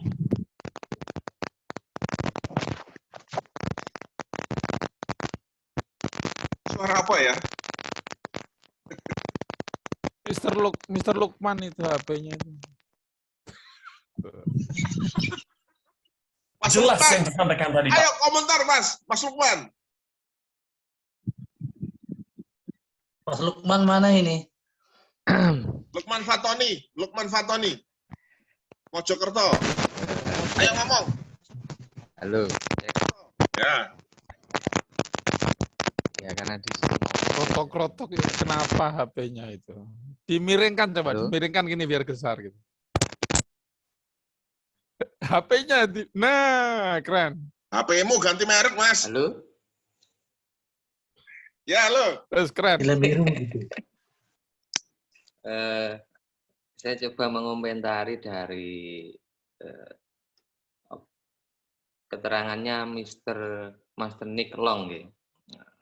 Ini melihat dari beberapa statusnya Pak Vika, saya hubungkan dengan pernyataannya Mr. Nick Long yang katanya semua profesi bisa digantikan oleh robot. Nah, AI ya, dari artificial Mr. Nick Long intelligence. jadi dukun, betul. Dukun nanti bisa itu. Nyatanya Mr. Nick tadi konsultasi sudah ada jawaban di HP. Ayo Pak Vika gimana itu? Itu kan di Inggris, Mas. Sebentar lagi. Ya, di Indonesia masih dipakai dukun ya. Lah iya. Singapura udah mulai, Pak. Di Singapura udah mulai pakai Singapura teknologi sudah pakai itu. AI sekarang, artificial intelligence. Sudah mulai. Sudah Oh, mulai Singapura sudah. wah, ya lama-lama Tuh, habis berarti ini nanti. statusnya lagi habis nanti dukun KW. Nanti habis dapur dukun. Maybe 5 years, Pak. 5 years ago, that's all can apply. Oke, Mas. Lanjutkan. Ini Mas Lukman dulu atau Mas Hendik dulu ini? Sudah saya pendek itu tadi kok. Kamu tanyanya ke saya atau ke Mr. Nick Long? Menyambungkan pernyataan Pak Vika tadi, Mas Vika. Jadi kemungkinan bisa digeser oleh AI, Artificial Intelligence. Dukun KW-nya hati-hati kalau gitu. Oke, tak jawab Mas ya, tak jawab ya. Oke, terima kasih. Saya jawab ya, karena kebetulan Ya. saya juga programmer, saya juga belajar mikrokontrol dan sebagainya. Diagnosa yang dilakukan oleh artificial intelligence itu sifatnya kaku. Dia akan memberikan nasihat solusi yang sama apapun kondisi pasiennya. Yang penting keluhannya mirip, ya. Beda dengan dukun, Mas. Dukun Mirip. itu fleksibel. Dia masih bisa memberikan nasihat yang berbeda-beda sesuai dengan kondisi dan keinginan si pasiennya. Itu bedanya. Tetap dukun itu sulit, apalagi kalau baca mantra. Di Inggris mantranya beda dengan di Nusantara. Ya, betul nggak Mr. Nick? Nanti yang bikin programnya orang Inggris, dimasukkan mantranya orang Inggris. Nggak mempan kalau dipakai di Indonesia. Beda itu. Itu nggak masuk belief system kita, itu belief system mereka. Betul ya, Mr. Iya, Lee? betul. Kalau mantra di Inggris rata-rata diambil dari buku Harry Potter, Pak. Harry Potter itu kan fiksi. Itu kan Ada cerita novel itu. experience-nya. Jadi mantranya diambil dari buku Harry Potter. Betul. Dan sembuh itu. Di sana sembuh. Pasiennya sembuh. Ya nggak jelas juga Pak, nggak jelas juga sepertinya nggak. Tapi ya kalau itu buat orang senang, pasti itu akan membuat mereka lebih sehat juga. Memang benar yang Anda katakan tadi Pak, bahwa kalau yang pakai AI rata-rata kaku sekali. Jadi saya merasa tidak mungkin ada orang yang bisa lebih senang ditangani oleh robot dibandingkan seorang terapis. Cuma ada kelebihan juga, misalnya kalau lagi ada orang yang krisis pada jam 2 malam, misalnya mungkin terapisnya tidak akan angkat HP. Kalau begitu memang enak ada robot yang bisa memberi nasihat langsung. Jadi memang ada perannya, tapi jangan sampai semuanya ditangani oleh robot atau AI. Tapi ya saat ini banyak yang suka ngomong tentang itu karena mereka berpikir mungkin robotnya lebih efisien, lebih praktis. Jadi itu menjadi satu debat. Sebenarnya peran teknologi-teknologi kayak gitu nanti akan apa untuk paling efektif? Mr. Nick ikut mendukung yang mana? Anda kan sebagai tokoh akademisi itu, tokoh-tokoh intelek, Anda sering melakukan riset. Anda sudah melakukan riset secara antropologi, sosial, budaya, hipnosis, sampai ke AI gitu, artificial intelligence. Kira-kira Anda mau dukung yang mana? Dukung kita atau dukung mereka? Oh, yang Indonesia lah. Oh, Indonesia.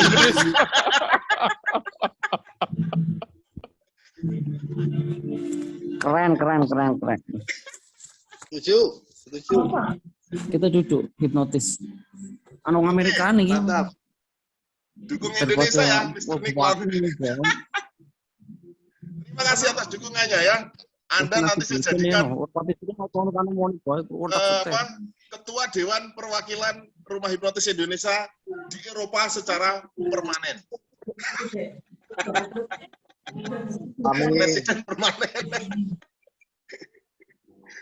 Oke, Bapak Ibu ada yang mau menyampaikan lagi? Mas Rahmat Zen? Pak, izin bertanya, Pak. Oke, Izin silakan. bertanya, Pak. Ini siapa ini? Yang berbicara siapa Hendik, ini? Pak, Hendik.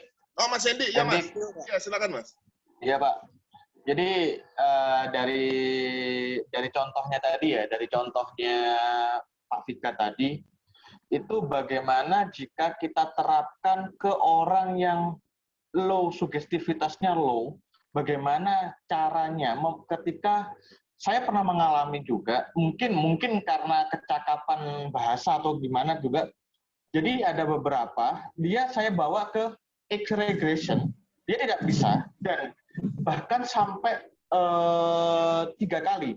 Padahal ya skripnya saya membaca itu terjadi di orang India sama orang Myanmar di sini. Saya coba di sini.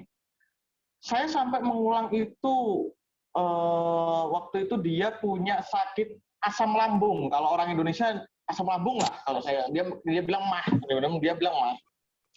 Dia bilang mah. Tapi saya rasa itu asam lambung. Dan saya mencoba ketika mencoba mencara X-regression, tapi untuk memulihkan asam lambung, pengen tahu sih penyebab dia apa sebenarnya, kan saya pengen tahu aja. Jadi hal itu waktu itu bersamaan, dia sakitnya bersamaan. Tetapi kita musim pandemi di sini khususnya untuk pelaut saya tidak diizinkan dengan semudah itu meet dokter, bertemu dokter lah. Jadi tidak semudah itu bertemu dokter. Jadi harus bagaimana saya sebagai yang penanggung jawab di sini saya bisa mengatasi seperti itu. Jadi waktu itu saya coba pengen tahu.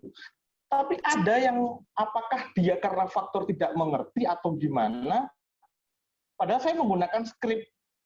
Saya bukan mungkin saya koreksi juga apakah bahasa saya yang salah atau tapi itu kok nggak berhasil. Dan memang saya coba ketika satunya yang orang India itu low banget untuk tes sugestivitas. Saya coba tes sugestivitas, dia low sangat dia nggak masuk gitu. Apakah itu berpengaruh? Dan bagaimana cara mengatasinya jika itu berpengaruh untuk orang yang seperti itu? Oke, terima kasih atas pertanyaannya Mas Yandi ya. Jadi untuk melakukan teknik yang edge regression itu memang dia harus somnambulism ya, jadi harus cukup dalam kondisi trance. Bagaimana kalau kliennya ini tipe yang low suggestible gitu, karena kita ini ranahnya hipnoterapi, kita pakai teknik hipnoterapi. Jadi di hipnoterapi ada satu teknik yaitu namanya progressive relaxation ya. Kita nggak bisa pakai shock induction, nggak bisa pakai confusion, nggak bisa pakai e-fixation, nggak bisa. Ya, kita hanya bisa menggunakan progressive relaxation di situ. Nah, progressive relaxation yang ada di modul itu hanya contoh. Hanya contoh. Jadi jangan dipukul rata, diterapkan ke semua orang. Begitu. Nah, bagaimana ketika itu sudah diterapkan, belum juga trance, atau trance-nya belum dalam, belum memenuhi syarat untuk melakukan edge regression. Ya. Nah, ini Anda harus telusuri, kemungkinan masih terjadi namanya resistensi. Resistensi itu faktornya banyak. Resistensi ini adalah sebuah kondisi di mana terjadi penolakan si klien untuk masuk ke kondisi trance. Bisa jadi dia takut, bisa jadi dia nggak percaya sama terapisnya, atau dia berprasangka. Seperti yang disampaikan Mr. Nick Long tadi. Nanti kalau saya trance, saya dimasukkan sugesti yang nggak bagus, bagaimana? Nanti berpengaruh pada perilaku saya sehari-hari. Bagaimana nanti kalau saya trance, tiba-tiba nanti saya kerasukan jin misalkan. Itu orang India kan, orang India itu keyakinan terhadap hal-hal seperti itu masih sangat kuat sekali begitu. Jadi di awal memang kalau ada hambatan di situ harus diberikan penjelasan, edukasi di awal waktu wawancara, waktu pra-induksi itu. Nah, sebelum dilakukan induksi, kasih kesempatan. Ada yang mau ditanyakan apa tidak? Ya.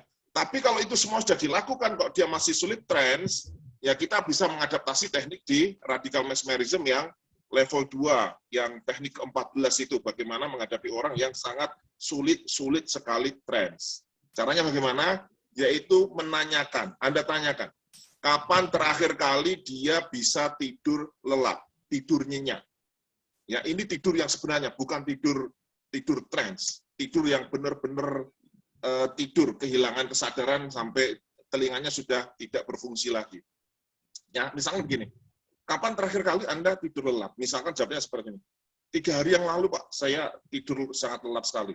Bisa nggak Anda mengulang kembali bagaimana caranya biar Anda bisa tidur lelap sama persis seperti 3 hari yang lalu, kualitasnya, kualitas tidurnya. Ya, dia akan bilang, oke Pak, saya coba gitu.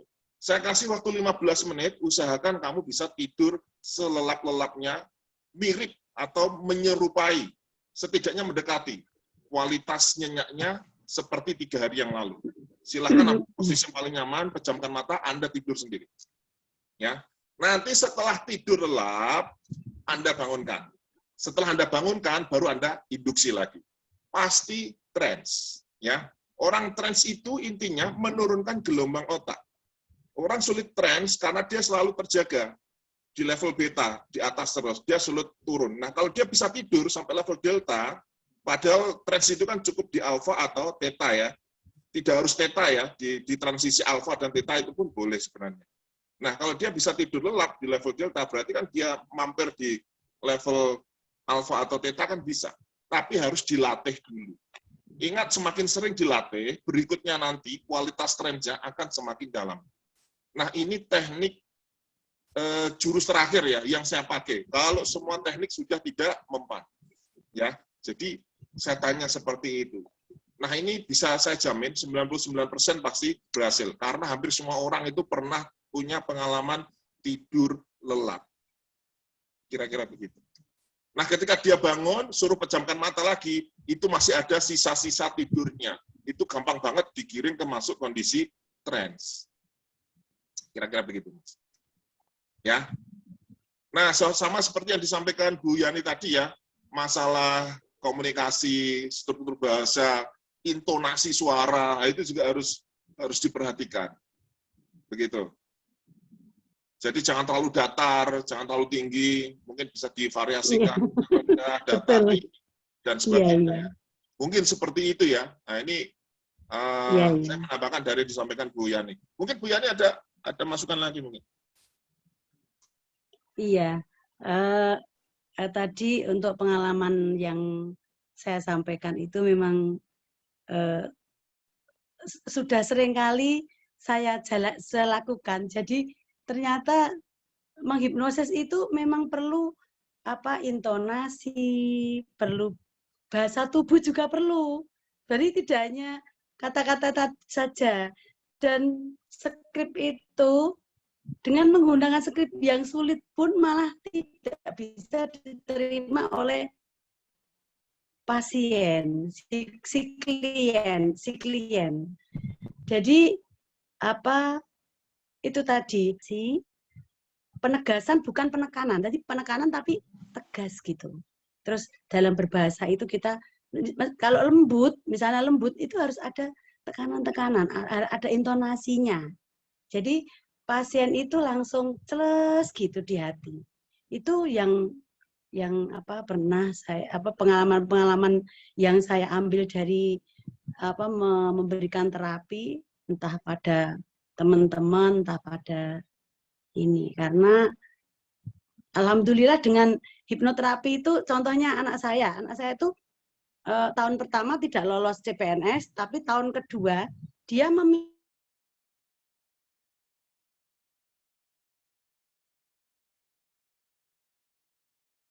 sendiri. Pada awalnya dia tuh nggak mau di hipnoterapi karena takut kalau dikorek-korek, ditanya-tanya, entah ditanya tentang pribadinya atau gimana. Saya menjawab itu benar, kamu minta hipnoterapi benar. Jangan-jangan terpaksa gitu.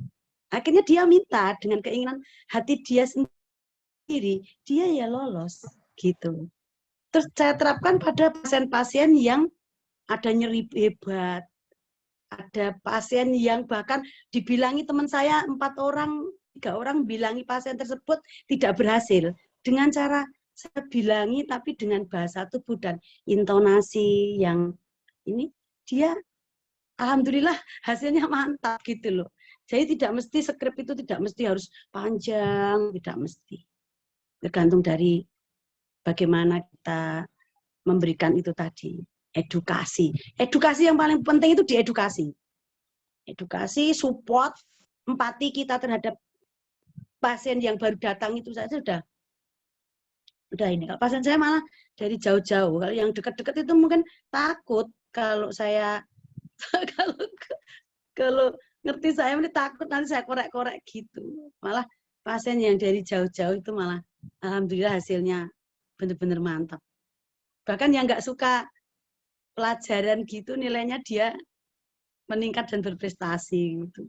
Banyak kemarin juga itu yang dari Sulawesi, Mas Ariansa itu kemarin kalau perjalanan jauh itu dia selalu bawa plastik kresek, dia mabuk sampai lemes kalau perjalanan. Lah kemarin dari Sulawesi ke sini nyari saya, itu dia sama sekali tidak mabuk. Bahkan dia semangat itu sampai ketemu saya di sini. Padahal dari Sulawesi itu. Tuh hanya minta agar bunda saya pokoknya sebelum saya berangkat ke Jawa, saya pengen tidak mabuk gitu. Cuma tak mesmerism jarak jauh saja. Langsung celing gitu. Bun, saya nggak mabuk dari berangkat sampai pulang. Lah itu loh hasil yang kita itu yang kita pengalaman-pengalaman seperti itu tuh yang harus kita menjadikan itu adalah sebuah pelajaran. Jadi pelajaran itu tidak harus dari teori, tidak harus dari pengalaman-pengalaman yang sangat berharga. Hanya itu saja yang bisa saya sampaikan. Intinya. Terima kasih Bu Yani. Mas ya, Hendi, ya, terima kasih. Mas Hendi saat baca skrip sugesti sambil pegang bukunya, sambil pegang modul gitu. Enggak, Pak. Jadi saya kan ibaratnya gini, saya mungkin walaupun saya setiap hari menggunakan bahasa Inggris, tapi saya merasa kayak harus mencocokkan dengan mungkin dengan kamus yang di sini kan. Di Jadi saya sambil memegang HP lah, istilahnya kayak gitulah. Jadi apakah saya sudah benar memberikan skrip itu? Cuman bukan maksud saya skrip itu bukan di teori modul gitu, enggak mungkin saya bawa ke situ kan ke sini. Saya mencocokkan apakah benar bahasa saya sudah benar yang saya sampaikan, apakah karena bahasa saya nggak dimengerti, seperti itu intinya. Bukan skrip itu bukan berarti saya membaca modul, enggak. Cuman saya translate bahasa. Apakah translate saya benar ketika saya khawatirnya ketika dia dia nggak menerima bahasa Inggris saya. Itu yang saya khawatirkan. Tapi si Myanmar itu masuk, Pak. Nah, itu yang makanya berarti ini saya sudah benar. Dia satu orang udah masuk, saya sudah bisa. Oh, jadi dia di usia segini dia suka makan ini. Dia masuk, dia mengakui dia bisa lah saya bawa ke situ. Tapi yang satu lagi yang India itu tidak masuk. Nah, saya kadang bingung. Ini yang salah di mananya? Apakah bisa? Oke. Ini Mas, yang Myanmar tadi pakai American style. India itu bekas jajahan Inggris. Dia pakai British style. Oke, kita tanya sama Mr. Nick, apa bedanya bahasa Inggris? Saya sudah saya coba, Pak. Sudah saya coba. Saya di sini kan kita kumpul seharian, mau gitu pakai British, mau gitu pakai American style, itu hampir tiap hari kita pakai di sini karena kita berhadapan dengan berbagai macam orang. Kalau untuk cloud, maaf kata ya, itu kita bertemu dengan berbagai macam orang. Jadi nggak cuma satu type aja, nggak cuma satu tipe aja kita. Kan tadi lakukan. skripnya sama ya, seperti yang dipakai oleh orang Myanmar, berhasil. Yes. Oke. Ya. Tapi yang India tidak berhasil. Iya. Nah, ada kemungkinan kesalahan translate atau pengucapan bahasa atau bagaimana? Karena yang India itu kan bekas jajahan Inggris, dia pakai British style. Nah, kita tanya coba bedanya seperti apa? Sangat signifikan atau enggak itu, Mr. Nick? Soalnya Mr. Nick juga bisa yang American style. Ya, menurut saya perbedaannya nggak begitu besar. Memang ada kosakata tertentu yang sedikit berbeda, tapi tidak mungkin kosakata itu masuk ke dalam skrip hipnoterapi karena kebanyakan lari ke hal-hal yang sangat-sangat tertentu, misalnya jenis pakaian, misalnya kalau celana ada pants di American English, ada trousers di British English. Tapi macam mana ada skrip hipnosis yang mengenai celananya? Tak mungkin ya. Jadi saya merasa mungkin itu faktor-faktor yang lain yang mempengaruhi itu. Itu juga bisa jadi bahwa orang India itu sebenarnya bahasa Inggris dia belum tentu bagus-bagus. Karena ya mungkin dia lebih senang pakai bahasa Hindia, bahasa Tamil, bahasa Urdu di rumah dia, sampai sebenarnya itu bisa menjadi kesulitan pada masalah dengan bahasa Inggris yang Mas Hendik menyatakan. Yes, correct, Mr. Yes, correct, Mr. But because that's all not use vocabulary. I think little vocabulary and not used for grammar. Not used for grammar. They say, I speak, okay, I know, okay, no problem. Not used for grammar. I think like that. But I use script. Use the grammar. Maybe you not understand about my grammar. I don't know why. Menurut saya grammarnya jelas dan memang kalau ada skrip hipnosis sangat jarang sekali grammarnya penting, yang penting intinya. Jadi padahal mungkin ada kesalahan-kesalahan kecil dalam tata bahasanya tidak begitu signifikan karena intinya tetap bisa diterima oleh klien. Seperti kalau saya coba melakukan hipnosis di Indonesia, ya bahasa saya tidak sempurna, apalagi nuansanya aneh karena orang bule yang menyampaikannya, tapi bisa efektif kalau pakai kosakata yang cukup sederhana, jangan terlalu cepat, biar semuanya disampaikan dengan sejelas mungkin, itu efektif. Ya. Betul. Mr. Hendik, halo. Mr. Hendik. Ya, yeah, Pak.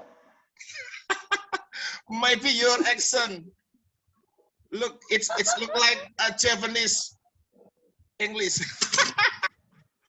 Ya, maybe. That's right. Ya itulah bahasa saya medok lah, itu mungkin maybe main medoknya. Bahasa Inggrismu medok Jawa, Mas.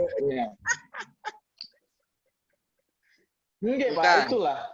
Medoknya itu nggak bisa hilang. Pemahaman. Itu pemahaman masing-masing mungkin. Iya. Masing-masing tentang pemahaman bahasa yang diterima kali ya, Pak ya. Kalau menurut kami. Seperti Iya, yang iya. disampaikan Pak Nik ya, pemahamannya mungkin di yang Myanmar pemahamannya kalau di scoring 100%, kalau yang di India atau mana tadi pemahamannya hanya 70%. Jadi tidak semuanya terserap, mungkin seperti itu. Mungkin bahasanya sama dan sudah bagus seperti itu. Dan saya diskusi ringan ini saya tertarik sama yang takdir tadi. Universal sekali Mr. Takdir. Itu mau apa aja takdir itu universal. Saya salut. Terima kasih Pak Vika. Oke, terima kasih Mas Sutomo. Oke, jadi teman-teman semua bahwa di RHI ini kita multi budaya, multi etnis, multi negara, multi profesi dan juga multi keyakinan ya. Jadi tidak semua orang di RHI ini mereka semuanya punya agama, nggak ada yang agnostik ya seperti Mr. Nick ya. Yang ateis juga ada. Jadi yang levelnya di atas Mr. Nick lagi juga ada. Nah, itu lebih sulit lagi kalau kita mau menarik ranah spiritualisme atau rohani untuk dijadikan sesi terapi ini, karena memang betul-betul harus menggunakan bahasa-bahasa universal yang bisa diterima oleh orang-orang ateis gitu. Mereka nggak percaya namanya takdir, mereka nggak percaya agama, apalagi Tuhan. Tuhan itu dianggap buatan manusia gitu. Agama Tuhan semuanya dianggap buatan manusia semua gitu. Nah, itu sulit lagi, itu tantangan itu. Dan saya beberapa kali dapat klien seperti itu. Jadi memang pengetahuan kita dituntut untuk luas sekali begitu. Dan belum tentu semua orang kalau dikasih sugesti atau nasihat dengan pendekatan agama, belum tentu mereka cocok, belum tentu juga menerima walaupun dia orang yang beragama juga.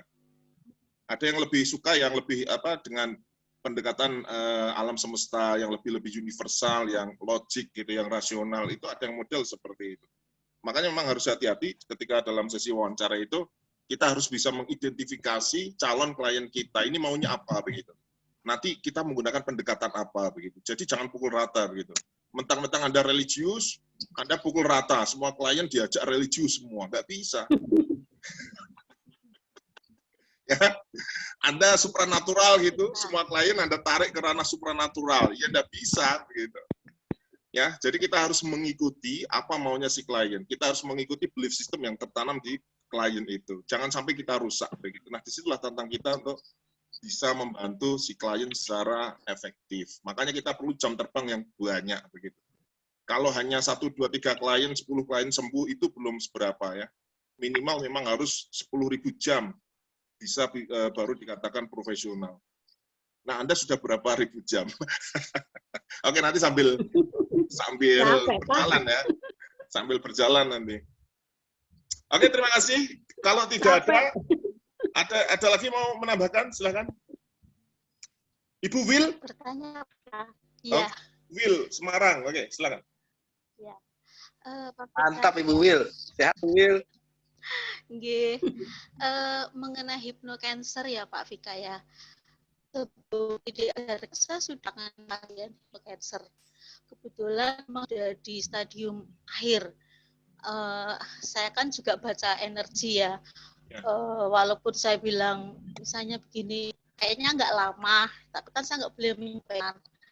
Nah, ada tiga, dua orang ini sudah di stadium akhir dengan batin yang sangat luar biasa. Makanya tadi ketika Pak Vika bilang forgiveness itu, saya ingat bahwa satu ibu ini ketika saya baru terapi pertama, dia bisa dengan legowo, ikhlas, memaafkan poin dari yang membuat dia terluka. Waktu itu beliau sakit kanker payudara. Karena dia seorang rumah tangga, pergaulan atau apa juga mungkin terbatas. Jadi dia mungkin lebih bisa memaafkan permasalahan itu. Beliau meninggal dengan tenang, baik di posisi yang keluarganya juga sangat ikhlas. Kok ibunya cantik, kok bisa mengikhlaskan semua, padahal kemarin-kemarin itu takut mati. Nah, ada satu lagi pasien, beliau tugas pejabat. Usia beliau sudah agak sepuh ya, lebih ya Pak. Jadi mungkin terbiasa dihormati, terbiasa sesuai dengan tata aturan. Karena di forgiveness ini pertama dibilang ya, terus kita kan korek lagi setelah selesai itu, dia, Ibu saya mau beritahan, gitu kan? Ternyata luka batinnya banyak banget. Saya coba yang paling, bayangin Pak, sudah di ke masa muda, masa tua, dia nggak peduli dengan masa tuanya karena dia begitu dendamnya. Teman-teman kantornya, dia usia berapa coba? Dari usia dia muda, dia masih ingat semua. Saya sampai takjub, waduh kok, apa namanya, dia kok betah banget luka batinnya. Sampai mau pensiun, dia masih luka batin dengan orang-orang, masih ingat. Bahkan dengan suaminya sendiri pun. Saya agak kesulitan dengan beliau, tetapi saya dengarkan terus, karena dia hanya bicara dengan saya coba entah dia by phone atau apa, saya sediakan waktu. Terakhir itu yang dia memang tidak bisa. Padahal dari yang kita sesi itu kan hanya di forgiveness. Saya sama tim tuh sampai ngobrol, kayaknya cuma ini aja, caranya bagaimana. Keluarga mendukung, anak tuh mendukung. Tetapi ternyata luka batinnya itu yang lebih besar daripada memaafkan. Jadi sangat apa ya namanya ya, berkesan ketika ketemu dengan klien yang seperti ini, dan akhirnya beliau meninggal dalam kondisi yang luka batin. Dia bisa memaafkan suaminya. Saya harus bagaimana? Saya bingung Pak Vika, karena kok ada ya orang yang seperti itu ya, dari kata yang lembut, dari yang Pak, Ibu coba sih apa Ibu yang sudah selesai di sesi ya Pak, itu yang benar-benar penmarahan. Saya coba, Ibu coba tulis, karena saya ada pasien lagi, Ibu coba tulis, nanti saya baca, Ibu foto kasih ke saya yang menyebabkan apa saja, karena saya mau tarik sebenarnya poin-poinnya di mana. Untuk luka batinnya banyak sekali Pak. Nah ini loh tadi forgiveness, mungkin nanti kalau saya lihat videonya Pak Kaya bisa memberikan pencerahan ketika orang-orang yang luka batinnya. Karena akhir-akhir ini pasien saya banyak yang luka batin. Sampai bingung kok sekarang ya muncul. Padahal kalau dibilang tadi ya, sekarang orang-orang itu kan lebih terbuka. Kita bicara tidak hanya tentang agama saja, tetapi secara umum 5D ya, 5D itu untuk mencapai itu apa? Hanya 3 apa sih? Self healing, ego, unconditional love. Nah itu kan berarti sesuatu yang harus bisa dilepaskan semua. Self healingnya tuh bagaimana supaya kita, karena hypnocancer itu tidak semudah ketika kita dengan pasien-pasien yang sakit lambung, atau cuma misalnya ada yang mati karena ditinggal kekasih atau ditinggal istri atau apa. Karena kalau dilihatin dari apa penyebabnya, kebanyakan ya dari luka batin. Ada satu kakak dari teman sendiri itu hari dia bisa forgiveness. Ketika dia sudah forgiveness, bayangkan Pak, kansernya di mana-mana. Yang terakhir penting, nasofaring itu yang dia sudah dioperasi berapa kali. Kemarin Desember itu masuk Sukacita Angel ya, dia operasi yang ambil dari daging ke sini, tarik di sini. Tetapi karena dia forgiveness, dia apa ya, bisa dengan sukacita. Nggak apa-apa, santai aja. Anak-anak datang, ibu nggak apa-apa, sehat ibu, dan dia fight, padahal sudah diprediksi umurnya juga nggak lama, tetapi dia bisa mengalahkan itu. Nah yang perhatian adalah ketika pasien-pasien kita kelihatannya punya semangat hidup, tetapi kalau kita dalami lagi, ternyata ada di kuncinya di luka batin itu. Itu aja sih Pak Fikal, mungkin hanya sharing itu ya Pak, kayak mungkin sudah nonton videonya pun. Yang mau ditanyakan apa Bu ini Bu? Kesalahan mungkin kesalahan ada lihat videonya ya. Untuk hipnokensi saya hanya kemampuan yang Pak kasih ya di buku-buku itu, pengembangan kan pada prinsipnya kan hampir sama, tinggal bagaimana kita cuma untuk lebih detailnya kan memang baru kali ini ya Pak ya, baru memahami. Jadi mungkin saya ada kekurangan untuk untuk masuk ke sesi forgiveness yang lainnya saya bisa, tetapi ketika saya kesulitan ketika dengan orang yang penuh dengan luka batin. Jadi mungkin apakah saya di sini gagal, saya belum bisa ngomong dari ini karena saya belum melihat videonya Pak.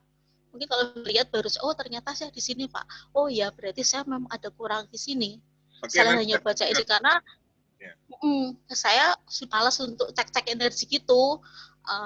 Kalau penting ya, memang dia sudah waktunya, memang biasanya baru saya cek, saya kasih poin. Itu ya Pak Vika, terima kasih. Sama-sama Bu Wil. Oke, sudah tidak ada pertanyaan lagi ini, Bapak-bapak, Ibu-ibu. Kalau tidak ada pertanyaan, kita akhiri. Terima kasih atas kehadirannya, semoga bermanfaat. Saya tunggu screenshot-nya ya. Screenshot-nya saya tunggu, kirimkan Jabri ke saya, nanti saya berikan sertifikatnya. Screenshot atau apa itu namanya? Capture ya. Di apa namanya, ini layar ini difoto juga ada apa-apa. Yang penting di situ ada nama Bapak Ibu sebagai tanda Anda hadir di sini. Nanti kirim sertifikatnya saya kirim dalam bentuk fisik, nanti bayar ongkir. Tapi kalau tidak mau keluar duit, nanti tak kirimkan dalam bentuk digital. Begitu, terima kasih.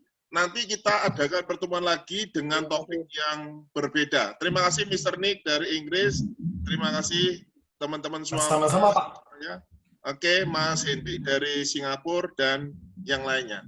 Begitu, semoga bermanfaat. Selamat malam. Sehat. Terima kasih. Assalamualaikum warahmatullahi wabarakatuh. Selamat malam.